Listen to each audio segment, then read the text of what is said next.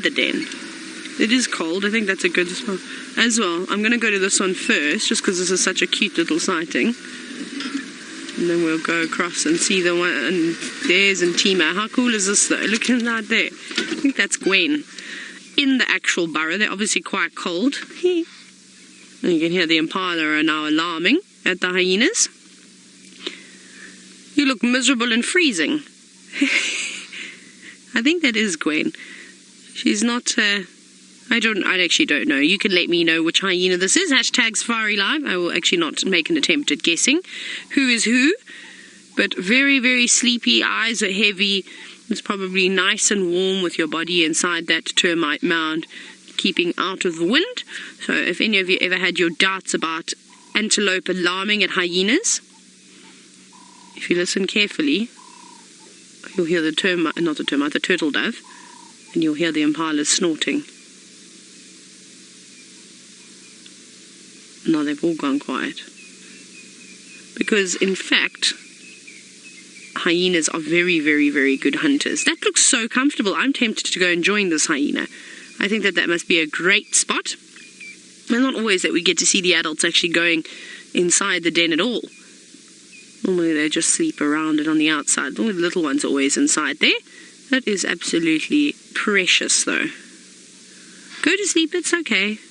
But not interested by the snorting impala.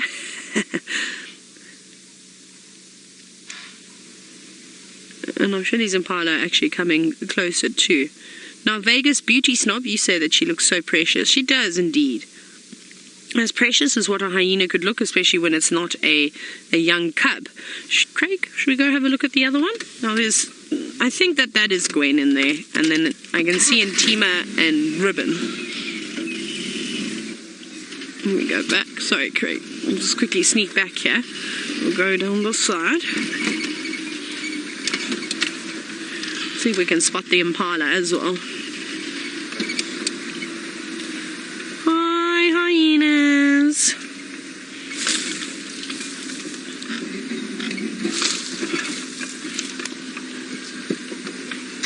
Well, I'm just going to pull off to the side here. Hello, Ntima. Oh, there's our precious little girl, suckling.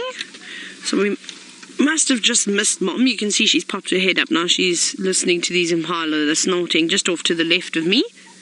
Whether she's going to get up and go and chase them, we'll have to just wait and see. Well, there's a whole herd of them.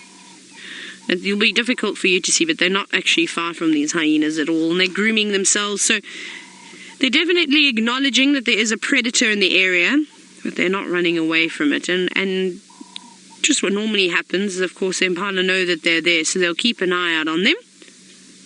But I don't know if these hyenas are going to go after them. They look fairly fat. Oh, look at that. She's been waiting all night for the return of Mum. And there we go, little girl. Not excited to see us at all. I don't blame her, though. I'm glad she's more excited to see Mum and focused on suckling than really worrying about us at all. But I'm sure once she's had a big drink, she might get a boost of energy and she'll probably come running away this side too, and maybe try and bite my tyres. But please don't bite Wendy's tyres. Wendy doesn't like her tyres to be bitten. And I don't think I really want to have to deal with something like that. Naughty little hyenas. Isn't this sweet? Well, we'll stay here for a little bit longer and see what the hyenas get up to, if anything else develops. Oh, listen, very quickly, a black-collared barbet.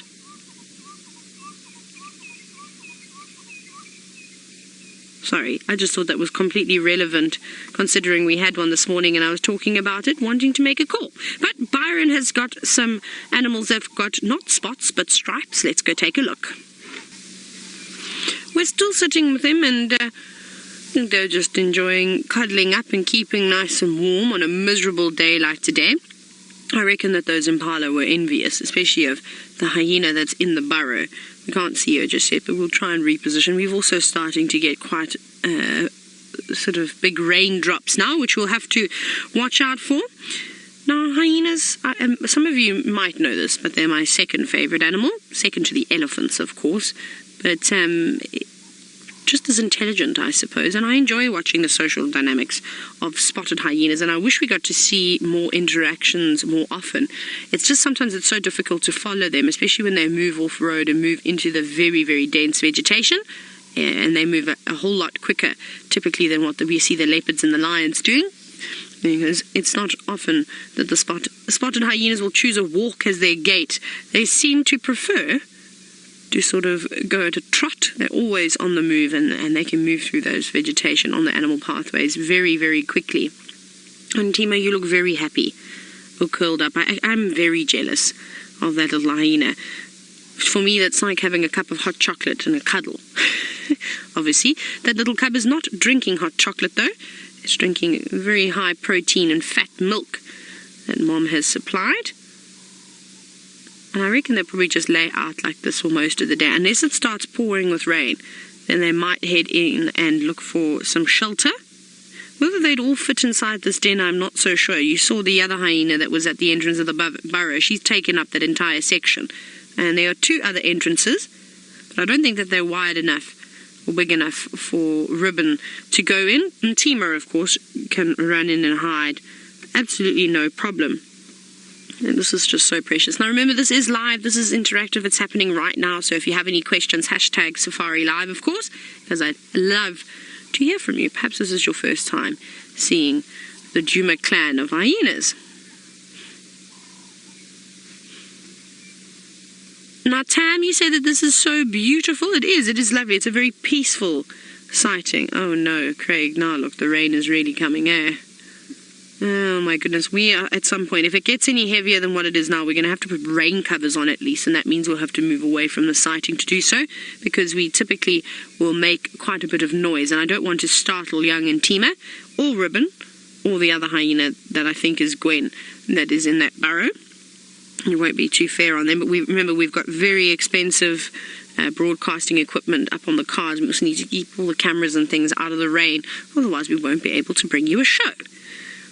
So that's very important. But this rain is unusual. It's bizarre. We should not be having rain at this time of the year. It's not normal. So I don't actually know what's going on with the weather patterns.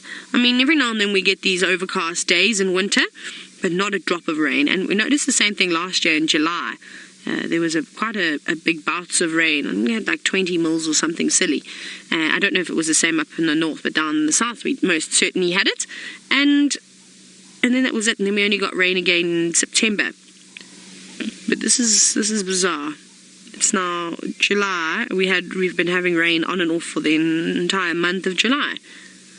Maybe it's going to be a norm from now on. Every July we will have a drizzle.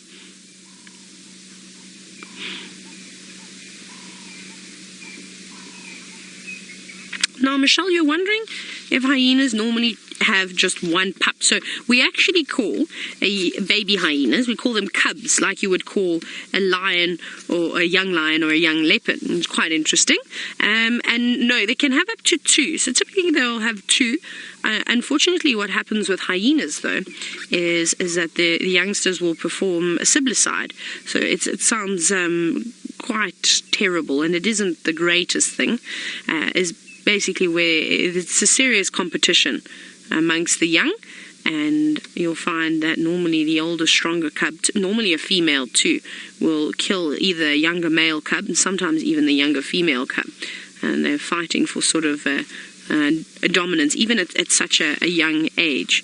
And we don't actually know what happened to Ntima's sibling. Ntima did have a sibling a long time ago. My goodness, not long time ago, a couple of months ago, when they were at the old den or Philemon's cut line, and we don't know what happened to it. I only saw them twice. I know James and Jamie actually had fantastic sightings with him and got to spend quite a bit of time, so they would have a better idea as to what they think sort of happened. Like I said, unfortunately wasn't lucky at the other den. I just seem to have all the luck at this one, which is fine, making up for it. I wish we'd see the rest of the clan coming through and spending more time together. They're very split up at the moment. I don't know if anyone else has noticed, but every time we see them, Ribbon seems to be around. Ribbon is in camp almost every single night. Gwen has been around too. And then the other day we saw Comet. And then we also saw... Who else did we see? I don't know the names of the hyenas, I've now forgotten. But we saw quite a few males. We also saw June, which was quite nice. She was chewing on a bone. They all seem to be moving around quite a bit. Oh, Ntima, are you enjoying yourself there?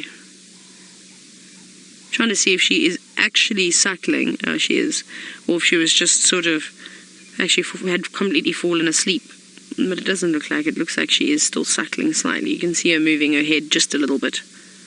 But hyena cubs don't need to drink every single day like lions and leopards. We often talk about this. They can go quite a few days without having anything to drink. The milk of hyenas seems to be sort of very nutritious. Lots and lots of fat to keep them all going.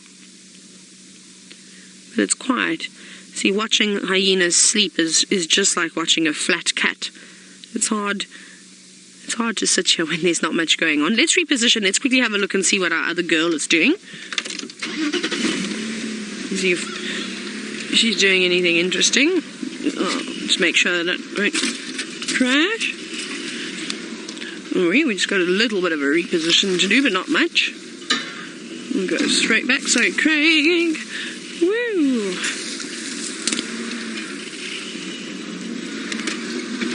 You can see her, she's poking her head up. Oh, she's up. Why are you up? Hello! Yeah, that's totally Gwen. To me, that's... What's wrong? Why are you waking up now? Where are you going? Are you just changing position? Megan, has anyone confirmed that this is Gwen? Oh, we're going to have to put rain covers on, Craig?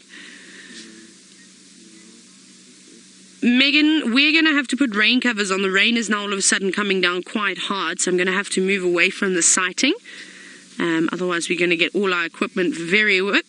So while we do that, we're making our way back there now. In fact, trying to see.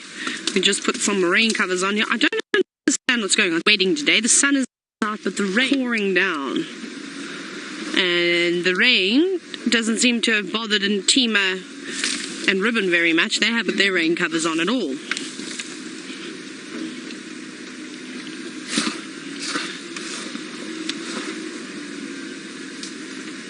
Hi, girl. Ladies. Oh, so sweet. Aren't they? I really wish young Ntima would come up and say hello. Oh, how I miss her and her playful antics. She is totally such a sweetie, don't you think? I'm still trying to figure out how old she is. I remember seeing them in February, March, April, May, June, July. Yeah, she's probably around 5 or 6 months or so, somewhere around there, give or take a little bit. Obviously, we weren't there during the birth, so it's very difficult to give an exact date as to when she was born. But I don't think she's... Look at those little legs. You're just loving that so much. And I'd love to feel the fur of a hyena too. Not on an adult though. I can't imagine an adult's hair would be too soft. I think it would be quite wiry. But Ntima looks like she's got lovely, soft, fluffy hair.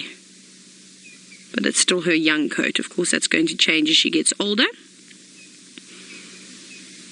Oh, she's so cute. She's fast asleep. And the impala have also moved off now. There's just a couple of birds singing about. Most of them have gone quiet, so I suspect that they've also ducked under some trees for a bit of shelter.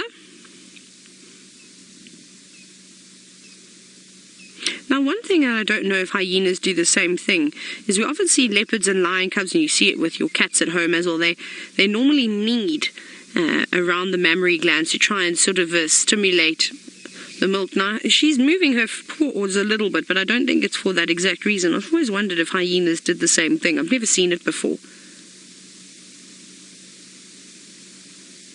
No, not doing much at all. Very, very quiet. Whew, it's a miserable day. But they've got quite a good spot here. It's fairly sheltered, especially from the wind. So I suppose that's what's good about having quite a large termite mound with lots of trees surrounding it, especially where Gwen is sitting too. Not Gwen, sorry, where Ribbon is sitting. It'll be a perfect spot. And once you're out of the wind, it's not too bad. It's warm. She'll probably just get a couple of dribbles on her from the rain, and that's it.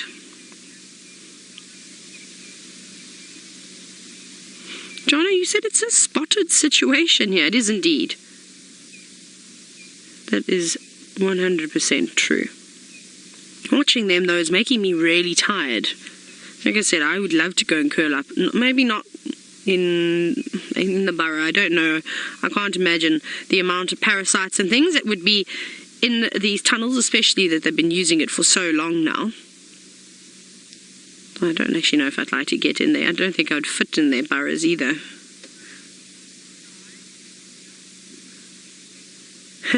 Now, David, you're wondering if hyenas rub themselves dry like dogs do when they get wet. I've never seen it before. However, hyenas are not afraid of water. Out here in particular, I think all over the world where you get hyenas, they're quite to enjoy it. You often see them on a hot summer's day, sitting in a puddle of water.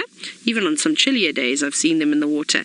So, no, I don't think so. I've seen wild dogs, though, doing that when they get a bit wet and they roll around on the grass type thing, just as your dog would, but normally it's on your carpets at home, isn't it? much to your despise, that's what they love to do, because it's nice and soft, and obviously they'll dry themselves quickly. And so no, I'm not actually too sure. I haven't seen that behavior, but perhaps some of you have watched it before and you can let me know.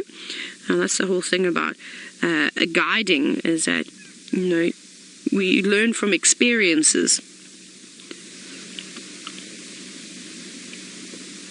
Very quiet, very, very quiet in the day in the bush, but I don't actually blame the animals. Perhaps they knew that this weather was going to sort of fall upon them, and they decided to hide away and prepare in advance rather than racing off and trying to find a sheltered spot. As long as this rain doesn't get any heavier, it'll be okay. But again, it's also good for the burns that we've just had recently, because now these little drops of rain are going to get through to that soil, and it won't be long until the new grass starts to push through. There's Franklin or something making a nervous noise, but that could be from anything, really. Oh. Now, Snazzy has an interesting question. You're wondering if I could be an animal, would I rather be a spotted or a striped animal? That's a tricky one. I don't actually know. Spots. I like the spots, although no. Can I have both? What about a kudu? Because a kudu has got, no, not a kudu, an inyala has got spots and stripes on it. It's got those vertical stripes going down its body, and then they've also got little white spots on their, around their face and around their neck too. Bushbuck has the same thing. So can I be both? Because I think that's quite nice. I want to have all the different kinds of markings. That's a tough one. I wonder what Byron would think. Both of them, well, both spots and stripes work very well for camouflage, and we can clearly see it now with the hyenas, how they blend into the grass fairly well. And actually, they do it exceptionally well. See these dark patches of sand on the road? It's like the hyena's coat really does match the floor of the bush. And then yesterday when we had Hosanna, and we had a nice sighting of him with the Byron when he was moving around, and he demonstrated, and with Craig's great camera work, how they just will become completely invisible in the bush. So they all work well. And then you see a zebra that stands behind some trees, and you wouldn't believe that black and white could actually camouflage a zebra, but it does. It just helps break up the solid shapes, and they can also become invisible. Kudu, same thing. Unyala with all the different colours. It all works so well. And then, of course, you get an elephant that really does just disappear into the trees. Out in the open, you can see them fairly well just because of their enormous size, but other than that, they're fairly hidden away.